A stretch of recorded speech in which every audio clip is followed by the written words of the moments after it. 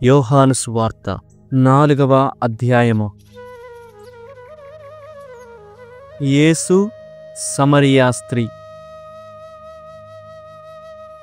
యోహాను కంటే తాను ఎక్కువ మంది శిష్యులను చేర్చుకొనుచు వారికి బాప్తిస్మమిచ్చుచున్నట్లు పరిసయ్యుల చెవిన పడెనని యేసుకు తెలిసెను. బాప్తిస్మమిచ్చినది వాస్తవముగా యేసు శిష్యులే కాని ఆయన కాదు. అది విని యేసు యూదయ సీమ వదిలి మరలా గలిలయకు ప్రయాణమయ్యెను. ఆయన సమరియా మీదుగా వెళ్ళవలసి ఉండెను. యేసు సమరియాలోని సికారు అను పట్టణమునకు వచ్చెను. అది యాకోబు తన కుమారుడగు యోసేపునకు ఇచ్చిన పొలము సమీపములో ఉన్నది. అక్కడ యాకోబు బావి ఉండెను. యేసు ప్రయాణపు బడలికచే ఆ బావి వద్ద కూర్చుండెను. అది మధ్యాహ్నపు వేళ. ఒక సమరియా స్త్రీ నీటి కొరకు అక్కడకు వచ్చెను. యేసు ఆమెను, నాకు త్రాగుటకు నీరు ఇమ్ము అని అడిగెను. ఆయన శిష్యులు ఆహార పదార్థములు కొని తెచ్చుటకు పట్టణమునకు వెళ్ళి ఉండిరి. ఆ సమరియా స్త్రీ యేసుతో, యూదుడవైన నీవు సమరియా స్త్రీనగు నన్ను నీరు ఇమ్మని ఎట్లు అడుగుచున్నావు అని అనెను. ఏలయనా యూదులకు సమరయులతో ఎట్టి పొత్తును లేదు. అప్పుడు యేసు, నీవు దేవుని వరమును గ్రహించి ఉన్న ఎడల త్రాగుటకు నీరు ఇమ్ము అని అడుగుచున్నది ఎవరు అని తెలుసుకొని ఉన్న ఎడల నీవే ఆయనను అడిగి ఉండెడిదానవు. అప్పుడు ఆయన, నీకు జీవజలమును ఇచ్చి ఉండెడివాడు అని సమాధానమిచ్చెను. అప్పుడు ఆ స్త్రీ, అయ్యా, ఈ బావి లోతైనది, నీరు చేదుటకు నీ యొద్ద ఏమీయూ లేదు. జీవజలమును నీవు ఎక్కడి నుండి తెచ్చెదవు? మా పితరుడగు యాకోబు మాకు ఈ బావిని ఇచ్చెను. అతడు, అతని కుమారుడు, అతని మందలు ఈ బావి నీటిని త్రాగిరి. నీవు అతని కంటే గొప్పవాడవా అని అడుగగా, యేసు ఇటుల సమాధానముగా ఆమెతో, ఈ నీటిని త్రాగువాడు మరలా దప్పికగొనును. కాని నేను ఇచ్చు నీటిని త్రాగువాడు ఎన్నటికినీ దప్పికగొనడు. నేను ఇచ్చు నీరు వాని యందు నిత్య జీవమునకై ఊరడి నీటి బుగ్గగా ఉండును అని చెప్పెను. అప్పుడు ఆమె, అయ్యా, నేను మరలా దప్పికగొనకుండునట్లును నీటికై ఇక్కడకు రాకుండునట్లును నాకు ఆ నీటిని ఇమ్ము అని అడిగెను. అప్పుడు యేసు, నీవు పోయి నీ భర్తను పిలుచుకొని రమ్ము అనెను. అందుకు ఆమె, నాకు భర్త లేడు అని చెప్పెను. నాకు భర్త లేడు అని నీవు యథార్థముగా చెప్పితివి. నీకు 5 భర్తలుండిరి. ఇప్పుడు నీతో ఉన్నవాడు నీ భర్త కాడు. నీవు యథార్థమే చెప్పితివి అని యేసు పలికెను. ఆ స్త్రీ ఆయనతో, అయ్యా, నీవు ప్రవక్తవని నాకు తోచుచున్నది. మా పితరులు ఈ పర్వతము మీద ఆరాధించిరి. కానీ దేవుని ఆరాధింపవలసిన స్థలము యెరూషలేములో ఉన్నదని మీరు చెప్పుచున్నారు అని పలికెను. స్త్రీ, నా మాట నమ్ముము, సమయము ఆసన్నమగుచున్నది. మీరు ఈ పర్వతము మీద కాని యెరూషలేములో కాని తండ్రిని ఆరాధింపరు. మీరు ఎరుగని వానిని మీరు ఆరాధింతురు. మేము ఎరిగిన వానిని మేము ఆరాధింతుము. ఏలయనా రక్షణ యూదుల నుండియే వచ్చును. కానీ నిజమైన ఆరాధకులు ఆత్మయందును సత్యమందును తండ్రిని ఆరాధించు సమయము ఇప్పుడు వచ్చియున్నది. నిజముగా తండ్రి ఆశించున్నది ఇటువంటి ఆరాధకులనే. దేవుడు ఆత్మస్వరూపి కనుక ఆయనను ఆరాధించువారు ఆత్మయందును సత్యమందును ఆరాధింపవలయును అని యేసు చెప్పెను. అప్పుడు ఆ స్త్రీ, క్రీస్తు అనబడు మెస్సయ్య రానున్నాడని నేను ఎరుగుదును. ఆయన వచ్చినప్పుడు మాకు అన్ని విషయములు తెలియచేయును అని పలికెను. నీతో మాట్లాడుచున్న నేనే ఆయనను అని యేసు చెప్పెను. అంతలో శిష్యులు వచ్చి ఆయన ఒక స్త్రీతో సంభాషించుట చూచి ఆశ్చర్యపడిరి. కాని ఎవడును నీకేమి కావలేను అని గాని నీవు ఎందుకు ఈమెతో మాట్లాడుచున్నావు అని గాని అడుగలేదు. ఆమె తన కడవను అక్కడే వదిలిపెట్టి పట్టణములోనికి వెళ్ళి ప్రజలతో, ఒక మనుష్యుడు నేను చేసినవి అన్నీయూ చెప్పెను. వచ్చి చూడుడు, ఆయన క్రీస్తు ఏమో అని చెప్పెను. ప్రజలు పట్టణము నుండి బయలుదేరి ఆయన వద్దకు వెళ్ళిరి. ఈలోగా ఆయన శిష్యులు, బోధకుడా, భోజనము చేయుడు అని బతిమాలిరి. యేసు వారితో, మీరు ఎరుగరి ఆహారము నాకు కలదు అని చెప్పెను. ఎవరైనను ఈయనకు భోజనము తెచ్చిపెట్టిరా అని శిష్యులు ఒకరితో ఒకరు అనుకొనసాగిరి. యేసు వారితో, నన్ను పంపిన వాని చిత్తమును నెరవేర్చుటయు ఆయన పనిని పూర్తి చేయుటయు నా ఆహారము. 4 మాసముల పిమ్మట కోతలు వచ్చునని మీరు చెప్పుదురు కదా. పొలముల వైపు కన్నులెత్తి చూడుడు, అవి పండి కోతకు సిద్ధముగా ఉన్నవి. కోత కోయువాడు కూలి తీసుకొని నిత్య జీవమునకై ఫలము సేకరించుకొనుచున్నాడు. ఇందువలన విత్తువాడు కోయువాడు ఇద్దరును సంతసింతురు. విత్తువాడు ఒకడు, కోయువాడు మరొకడు అని లోకోక్తి ఇక్కడ సార్థకమైనది. మీరు శ్రమింపని దానిని కోయుటకు మిమ్ము పంపితిని. ఇతరులు శ్రమించితిరి, వారి ఫలితము మీకు లభించినది అని చెప్పెను. నేను చేసినదంతయు అతడు నాకు చెప్పెను అని ఆ స్త్రీ చెప్పిన దానిని బట్టి ఆ పట్టణములోని సమరయులు అనేకులు ఆయనను విశ్వసించిరి. ఆ సమరయ వాసులు వచ్చి ఆయనను తమ యొద్ద ఉండుమని వేడుకొనగా ఆయన అచ్చట 2 రోజులు ఉండెను. ఆయన ఉపదేశమును ఆలకించి ఇంకను అనేకులు ఆయనను విశ్వసించిరి. మేము ఇప్పుడు నీ మాటలను బట్టి విశ్వసించుటలేదు. మేము స్వయముగా ఆయన ఉపదేశమును వింటిమి. వాస్తవముగా ఆయన లోకరక్షకుడని మాకు తెలియను అని వారు ఆమెతో చెప్పిరి. ఉద్యోగి కుమారునకు స్వస్థత. 2 రోజులైన పిదప యేసు అక్కడి నుండి బయలుదేరి గలిలియాకు వెళ్ళెను. ఏలయనా ప్రవక్త తన స్వదేశములో గౌరవింపబడరని ఆయన స్వయముగా సాక్ష్యమిచ్చెను. యేసు గలిలియాకు వెళ్ళినప్పుడు అచ్చటి ప్రజలు ఆయనను ఆహ్వానించిరి. ఏలయనా పాస్కా పండుగ సందర్భమున గలిలియా నివాసులు యెరూషలేమునకు వచ్చినప్పుడు ఆయన చేసిన అద్భుత కార్యములన్నీ స్వయముగా చూచిరి. అంతటా ఆయన నీటిని ద్రాక్షారసముగా మార్చిన గలిలియాలోని కానాను అను పల్లెకు మరలా వచ్చెను. కఫర్నాములో ఒక ప్రభుత్వ ఉద్యోగి ఉండెను. అతని కుమారుడు రోగముతో పడి ఉండెను. యేసు యూదయ నుండి గలిలియాకు తిరిగి వచ్చినని విని ఆ ఉద్యోగి ఆయన యొద్దకు వెళ్ళి, ప్రాణ సంకటములో పడియున్న తన కుమారుని ఆయన వచ్చి స్వస్థపరపవలసినదిగా ప్రార్థించెను. మీరు సూచనలు మహత్కార్యములు చూచిననే తప్ప విశ్వసింపరు అని యేసు పలికెను.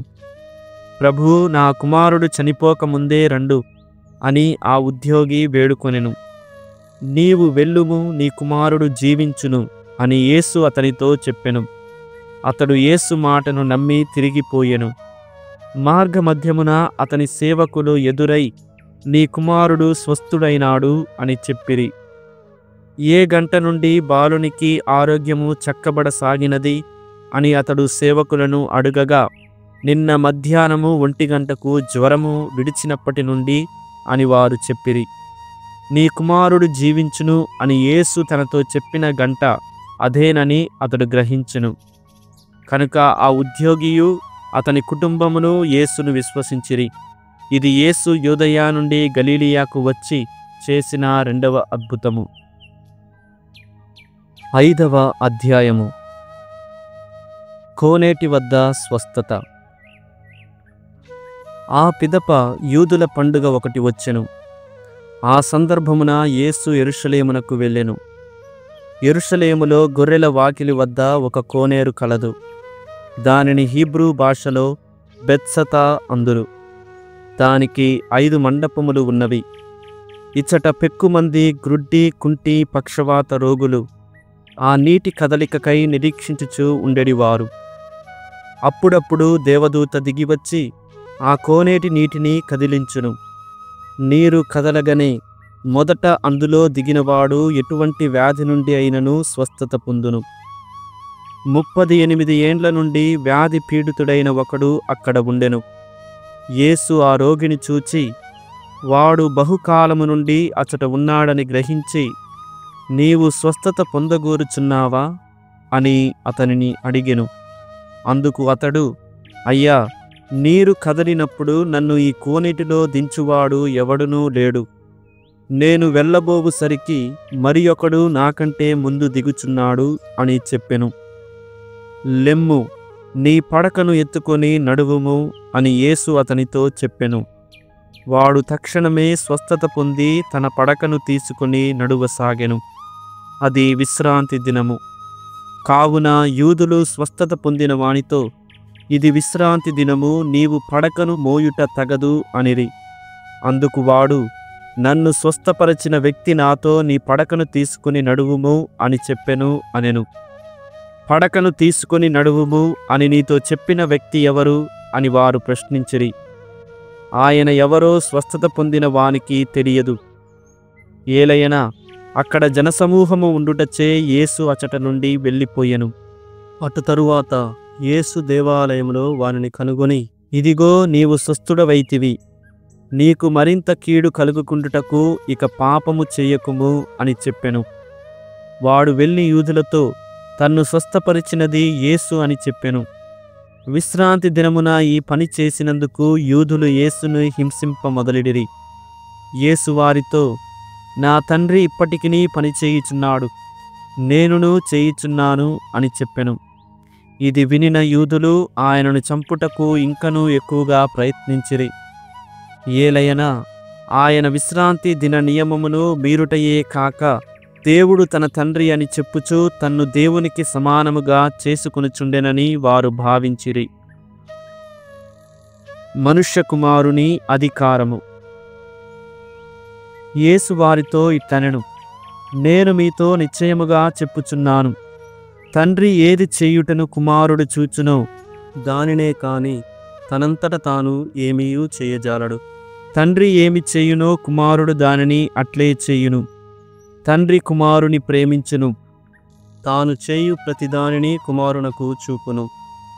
ఇంతకంటే గొప్ప కార్యములను చేయుటను ఆయనకు చూపి మిమ్ము ఆశ్చర్యచకితులను చేయును. తండ్రి ఎట్లు మృతులను సజీవులుగా చేయునో అట్లే కుమారుడును తనకు ఇష్టమైన వారిని సజీవులను చేయును. తండ్రి ఎవనికిని తీర్పు విధింపడు, తీర్పు విధించు సర్వాధికారము కుమారునకు ఇచ్చెను. అందరూ తండ్రిని గౌరవించినట్లే కుమారుని కూడా గౌరవించుటకు ఆయన అట్లు చేసెను. కుమారుని గౌరవింపనివాడు ఆయనను పంపిన తండ్రిని కూడా గౌరవింపడు.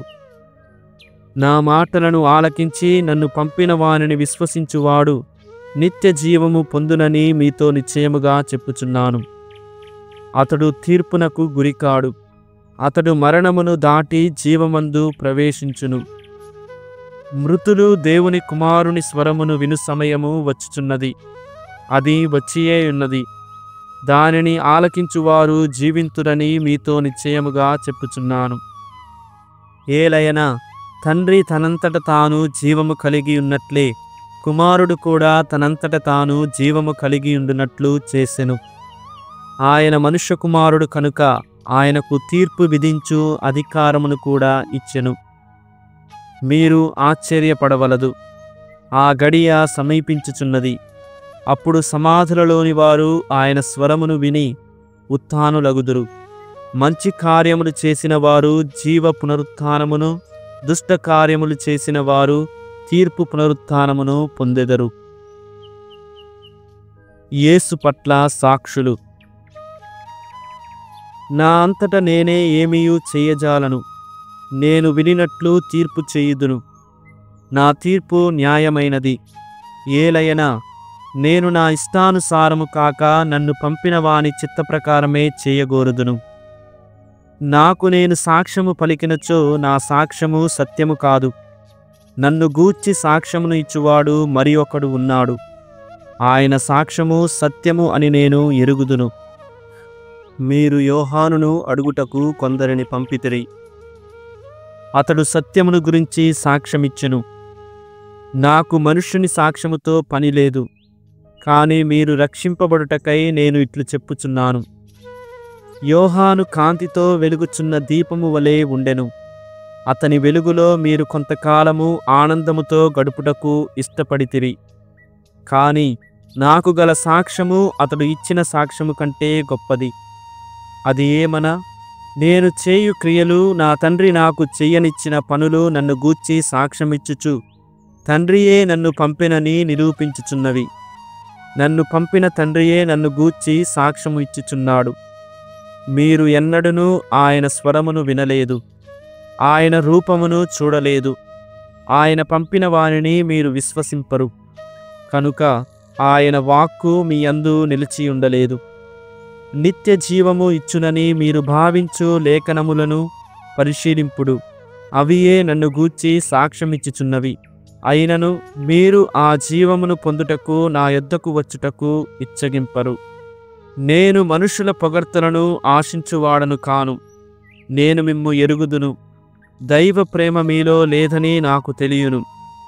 నేను నా తండ్రి పేరిట వచ్చియున్నాను, కానీ మీరు నన్ను అంగీకరింపరు. ఎవడైనను తనంతట తాను వచ్చినచో అతనిని మీరు అంగీకరించెదరు. ఏకైక దేవుని నుండి వచ్చు కీర్తినిగాక ఒండరుల పొగడ్తలను ఆశించు మీరు నన్ను ఎట్లు విశ్వసింపగలరు? తండ్రి యొద్ద నేను మీపై దోషారోపణ చేసేదనని మీరు భావింపవలదు. మీరు నమ్ముకొనిన మోషే మీపై దోషారోపణ చెయ్యును. మీరు నిజముగా మోషేను నమ్మియుండిన ఎడల నన్నును నమ్మి ఉండెడివారు. ఏలయనా అతడు నన్ను గురించి వ్రాసి ఉన్నాడు. అతడు వ్రాసిన వాటిని మీరు నమ్మనిచో నా మాటలను ఎట్లు నమ్మెదరు? 6వ అధ్యాయము. 5,000 మందికి ఆహారము. ఆ పిదప యేసు తిబేరియా అనడి గలీలియా సరస్సును దాటి ఆవలి తీరమునకు వెళ్ళెను. రోగుల పట్ల ఆయన చేసిన అద్భుత చిహ్నములు చూచి గొప్ప జనసమూహము ఆయనను వెంబడించెను. యేసు పర్వతమును ఎక్కి శిష్యులతో అక్కడ కూర్చుండెను. అప్పుడు యూదుల పాస్కా పండుగ సమీపించినది. యేసు కనులెత్తి గొప్ప జనసమూహము తన యొద్దకు వచ్చుట చూచి ఆయన ఫిలిప్పుతో, వీరు భుజింపవలసిన ఆహార పదార్థములను మనము ఎక్కడ నుండి కొని తెచ్చెదము అనెను.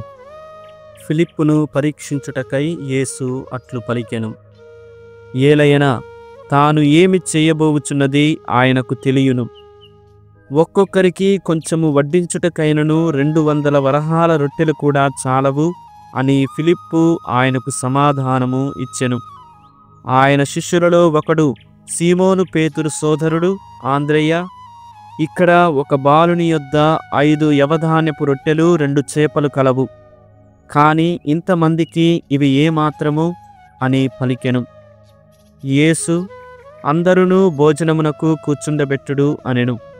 అచ్చట ఇంచుమించు 5,000 మంది పురుషులు ఉండిరి. వారు అక్కడ పచ్చిక మీద కూర్చుండిరి. అప్పుడు యేసు రొట్టెను తీసుకొని ధన్యవాదములు అర్పించి కూర్చున్న వారికి వడ్డించెను. అట్లే చేపలను కూడా వారికి తృప్తి కలుగునంతగా వడ్డించెను. వారు తృప్తిగా భుజించిన పిదప యేసు శిష్యులతో, ఏమీయూ వ్యర్థము కాకుండా మిగిలిన ముక్కలను ప్రోగు చేయుడు అని చెప్పెను.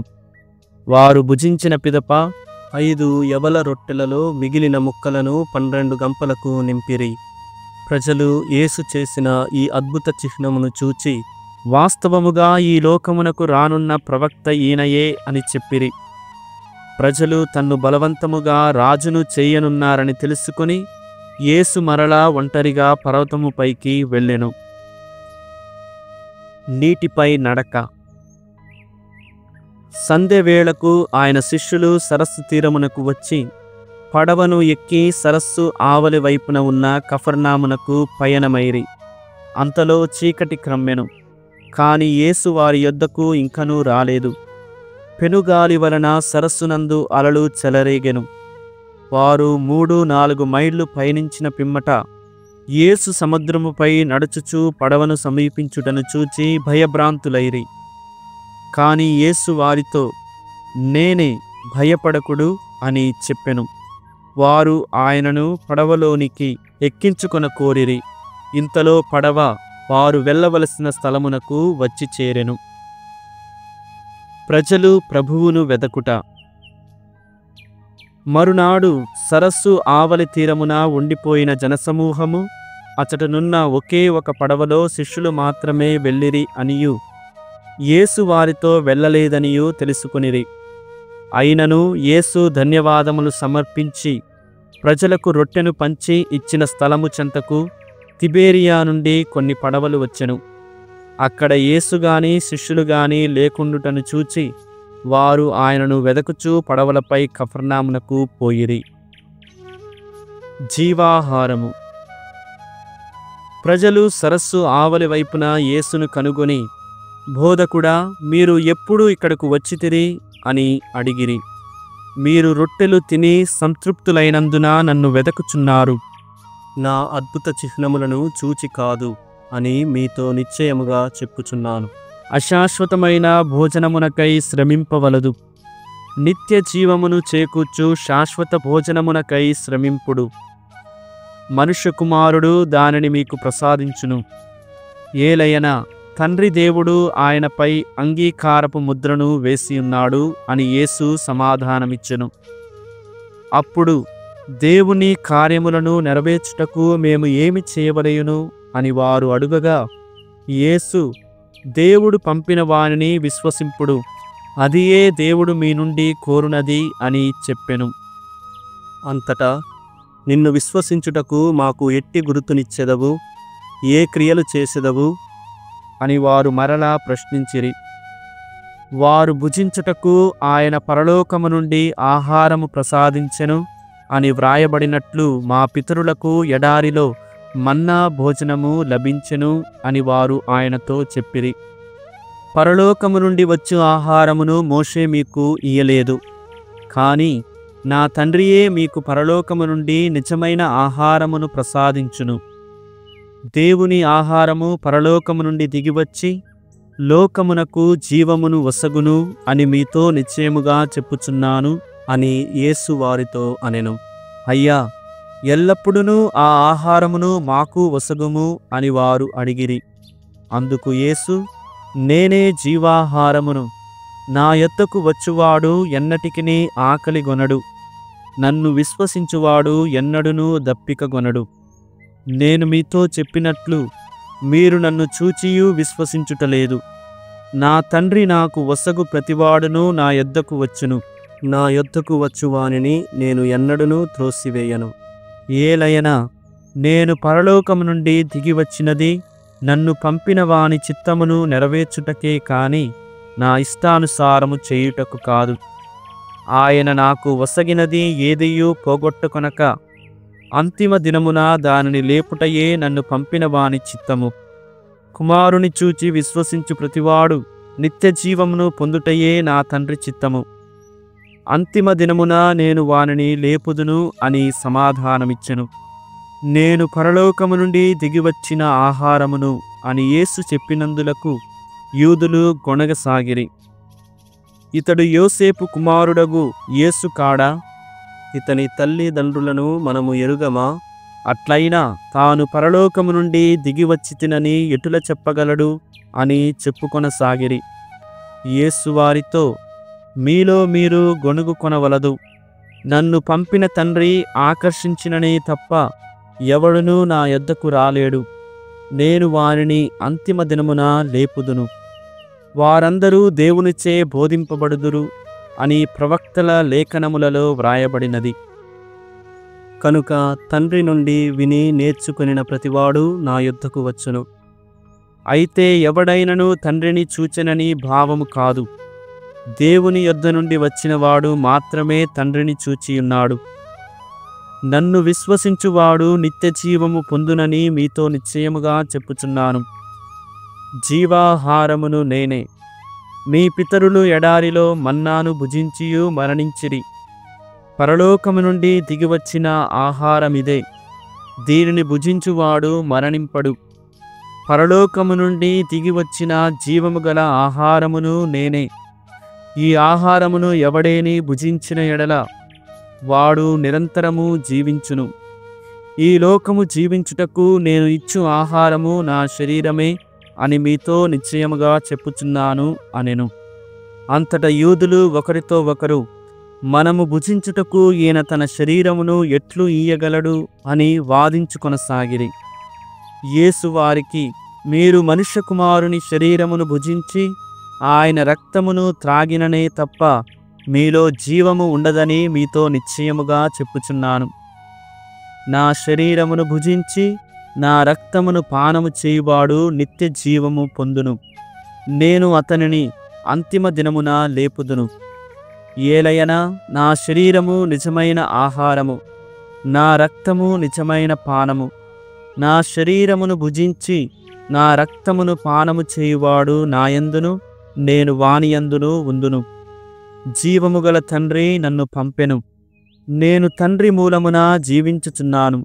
అట్లే నన్ను భుజించువాడు నా మూలమున జీవించును. ఇదియే పరలోకము నుండి దిగివచ్చిన ఆహారము. మీ పితరులు మన్నాను భుజించియు మరణించిరి. అట్లు కాక ఈ ఆహారమును భుజించువాడు ఎల్లప్పుడూ జీవించును అని సమాధానము ఇచ్చెను. ఆయన కఫర్నాము ప్రార్థనా మందిరమున బోధించుచు ఈ విషయములు చెప్పెను. జీవవాక్కు. ఆయన శిష్యులలో అనేకులు ఇవి వినినప్పుడు, ఈ మాటలు కఠినమైనవి, ఎవడు వినగలడు అని చెప్పుకొనిరి. తన శిష్యులు దీనిని గురించి గొణుగుచున్నారు అని గ్రహించి యేసు, ఇది మీకు యావగింపుగా ఉన్నదా? అట్లయినా మనుష్య కుమారుడు తాను పూర్వమున ఉన్న స్థలమునకు ఎక్కిపోవుటను మీరు చూచినచో ఇక ఏమందురు? జీవమును ఇచ్చునది ఆత్మయే, శరీరము నిష్ప్రయోజనము. నేను మీతో చెప్పిన మాటలు ఆత్మయు జీవమునై ఉన్నవి. కానీ మీలో విశ్వసింపని వారు కొందరు ఉన్నారు అని పలికెను. ఆ విశ్వసింపని వారు ఎవరో, తన్ను అప్పగింపబోవువాడు ఎవడో మొదటి నుండి ఆయనకు తెలియను. కనుకనే తండ్రి అనుగ్రహించిననే తప్ప ఎవడునూ నా యొద్దకు రానేరడు అని మీతో చెప్పితిని అని ఆయన పలికెను. ఇందువలన ఆయన శిష్యులలో అనేకులు ఆయనను విడిచి వెళ్ళి మరెన్నడూనూ ఆయనను వెంబడింపరైరి. అప్పుడు యేసు తన 12 శిష్యులతో, మీరును వెళ్ళిపోయేదరా అని అడుగా, సీమోను పేతురు, ప్రభూ, మేము ఎవరి యొద్దకు పోయేదము? నీవు నిత్య జీవపు మాటలు కలవాడవు. మేము విశ్వసించితిమి. నీవు దేవుని నుండి వచ్చిన పవిత్రుడవు అని గ్రహించితిమి అనెను. అంతటా యేసు, నేను మీ 12 ఎన్నుకొనలేదా? అయినను మీలో ఒకడు పిశాచము అని పలికెను. ఆయన ఈ మాట సీమోను ఇస్కారియోతు కుమారుడగు యూదాను ఉద్దేశించి పలికెను. ఏలయనా 12లో ఒకడైన అతడు ఆయనను అప్పగింపపోవనున్నాడు. సామెతల గ్రంథము 5వ అధ్యాయము. కుమారా, నా పలుకులాలింపుము, నా మాటలను త్రోసిపుచ్చకము. రంకులాడికి సాధ్యమైనంత దూరమున ఉండుము. ఆమె ఇంటి గుమ్మము చెంతకు కూడా పోవలదు. ఈ ఆజ్ఞ మీరెదవేని నీ గౌరవమును కోల్పోయేదవు. క్రూరులకు చిక్కి అకాల మృత్యువు వాతబడెదవు. పరులు నీ సొత్తును స్వాధీనము చేసుకొందురు. నీవు శ్రమ చేసి సాధించినదెల్లా అన్యుల పాలగును. నీవు మృత్యుశయ్యను చేరెదవు. నీ దేహము క్షీణించిపోవును. నీవు అంగలార్తువు. నేనితరుల హితోపదేశమును ఆలింపనైతిని, ఇతరుల మందలింపులను పాటింపనైతిని. నా గురువుల బోధలను పెడచెవిని పెట్టి తిని, వారి ఉపదేశములను లెక్క చేయనైతిని. ఇప్పుడు కష్టముల పాలయ్యి 10 మంది దృష్టిలో నగుబాట్లు తెచ్చుకొంటిని.